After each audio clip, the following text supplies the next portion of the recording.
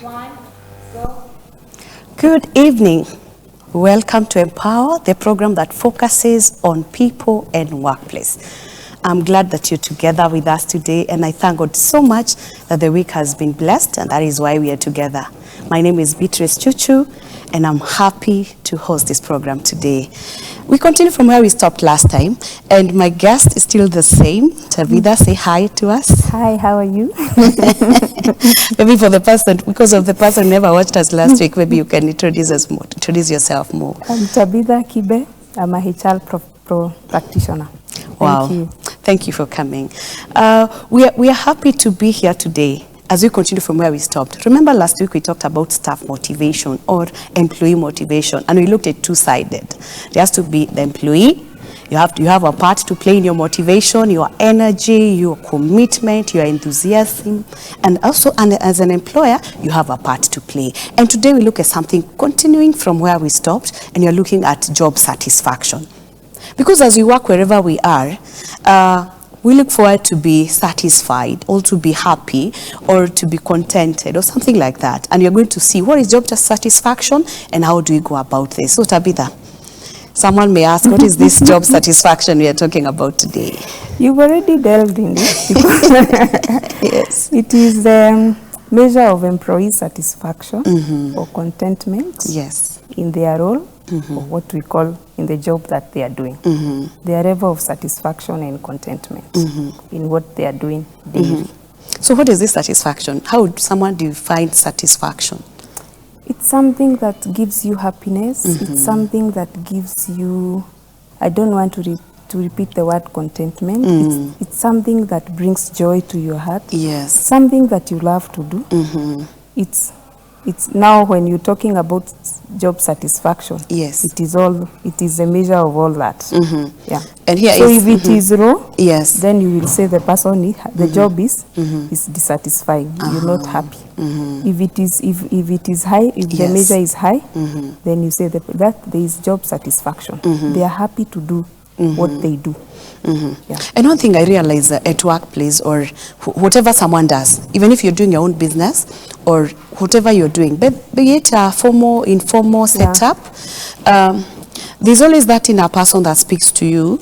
Even if you may show us by face, you're satisfied, you're happy, there is an inner person. And I always tell employees, at the end of the day, go and listen to your heart. Yeah. Did you do what you're supposed to do? Because there's that inner person that speaks to you. If you're happy, then it is true to yourself, as opposed to what we see. So, and I'm thinking, for someone to work well, and we're linking it to what we did last week about motivation, then for me to be satisfied, then there's that aspect of motivation that comes in. True. Because this job needs to make me feel this is a job I really want to do and I'm happy about it. And what are the drivers of job satisfaction? Because I think there are things that really drives this. I would say what it's aspect like trust. It's aspect like security of the job. It's aspect, when I talk of trust, is that you've been entrusted to do what has been allocated to you. You are not feeling like somebody is always watching over your shoulder. So there's that also aspect of confidence. Exactly. You have used a better word. There is confidence in you that the person who has given you this role have confidence in you. Or rather, if you are the one doing the job, you are the business owner, you have confidence that you're going to deliver in whatever tasks that you have set out to do. There's respect that you feel you are in a respected space, that either your customers respect you, your clients respect you, the stakeholders respect you. That you are in a respected space. And also the employer also respects me, because sometimes people just think like you're just here to do whatever you're supposed to do. Very important. But you should value me. Very important. You feel valued. That you have whatever and I mean in whatever role that you play in your work, whether you're a manager, whether you are in, I mean no matter the level of seniority, whether you are at junior level, middle level, senior level, that you feel you are respected, that people feel that there's something you are offering, and that something you are offering is acknowledged and is appreciated, and we cannot go without saying it is rewarded in whatever form that you have agreed. If it is voluntary, then you are acknowledged that thank you, you have done well. That is what brings around job satisfaction. Again, it's something that you look at and you envision yourself being there for. There is longevity, that this is something that I am in this space for this long. You can see some future. There is a vision. There is a vision that you can see in that job. There is a future, and like I mentioned, job security.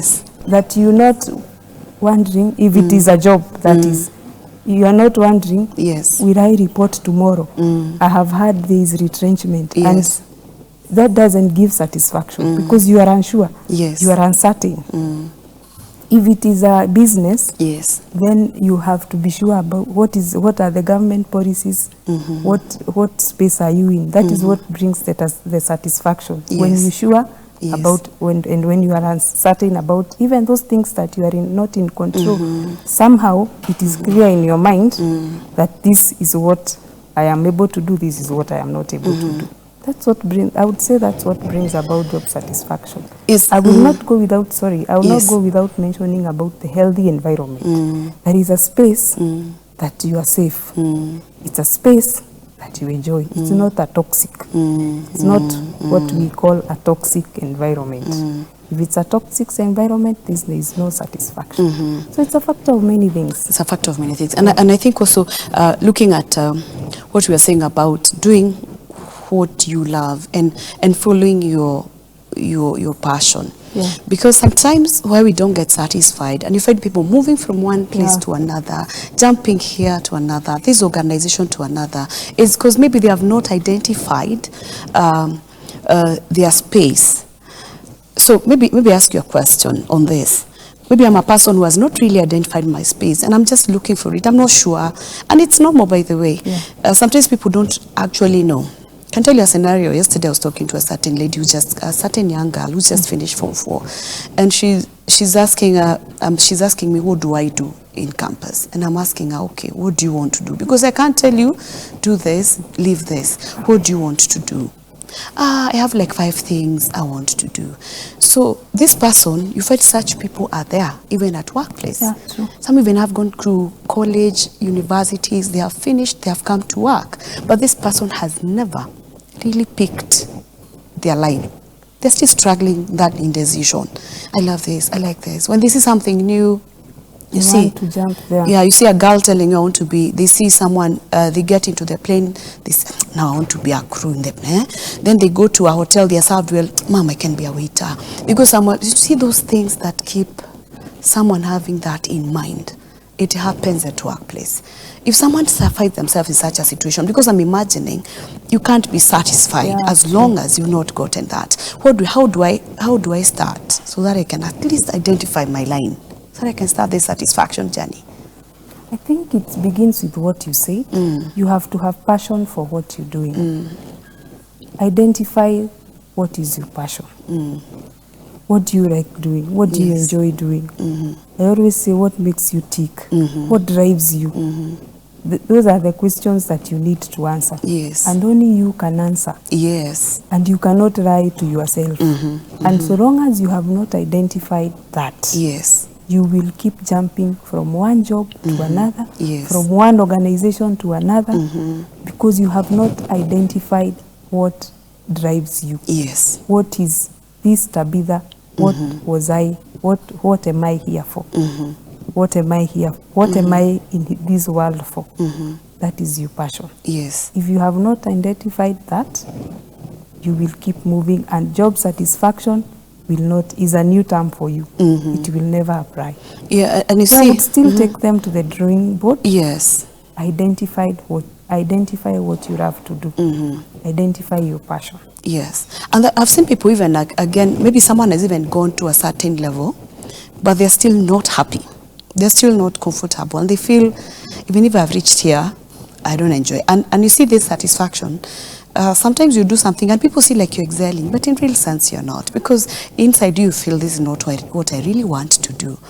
And sometimes when people have taken other steps of starting again, yeah, true. If someone says, okay, I'll go back to voluntary work, I get into my space now. Because first of all, you may have grown in an area that where it's different from what you want, so you have no experience in the line you are really focused on, you do want to focus on, so you have to start again. So if it's some people going back and starting to, like, again, is a new start for me, I have to start at entry level, provided and that person gets a lot of, because money is not everything. Yeah, true. You've had people still struggling with so many things at work. So what I advise people who find themselves in such space is transition. Yes. Doesn't have to be one day, but you remember what we said about goal setting in our previous session? Yes.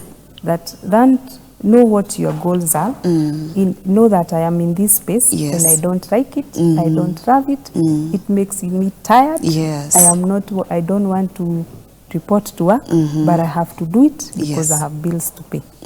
You are in that space. Yes.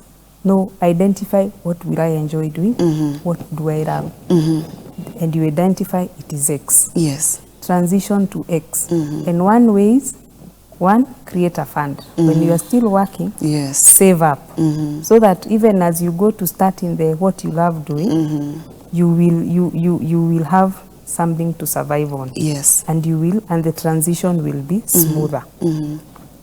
But you will be astonished at how fast you will grow in what you love doing, because you will focus all your energy, all your mind, and for you it is not work. Yes, it is a hobby. It's a hobby. You enjoy. You have hobbies. It's true. The energy levels spike once there is something that. So you will grow very fast. So the key is to transition to what you love doing. Wow. And I think it's good. It doesn't matter the level I am. It doesn't matter the age. Because I think it's unfortunate if you can grow towards until you finish your working life, and finally when you're very advanced in age, you're still saying, I wish I did this, because you lacked that satisfaction. I think it all starts with you as a person, to identify your space as you put it, and be able to pursue. Because at the end of it all, satisfaction is key. At the end of it all, you feel that this is what makes me happy, and I'm happy to do it. I usually say satisfaction is when, if I call you something that you love so much, that if I call you at night, even if it's like a dream, you'll wake up and be ready to do it. Exactly. Because it gives you a lot of satisfaction, a lot of joy. Yeah. But if I call you to do something that you don't enjoy, you feel like I'm getting disturbed, I don't like it, and all that. Yeah, so I would say that in satisfaction, it all starts with you again. Yeah, as a person. It starts with you as a person, and we cannot overemphasize enough that you need to understand yourself. You know you. You cannot lie to you. Yes. Identify what you love doing. What are your passions?